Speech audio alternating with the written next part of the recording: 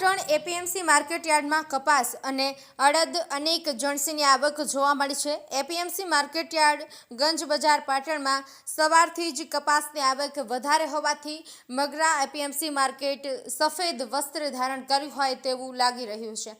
કપાસમાં પોષણક્ષમ ભાવ મળવાથી ખેડૂતોમાં પણ આનંદ છવાયો હતો। કઠોળમાં અડદની પણ આવક એપીએમસી માર્કેટયાર્ડમાં જોવા મળી હતી। અડદ અને બીજી જણસીના પણ ભાવ પોષણક્ષમ મળ્યા હતા એવા ખેડૂતોના મુખેથી સાંભળવા મળ્યું છે।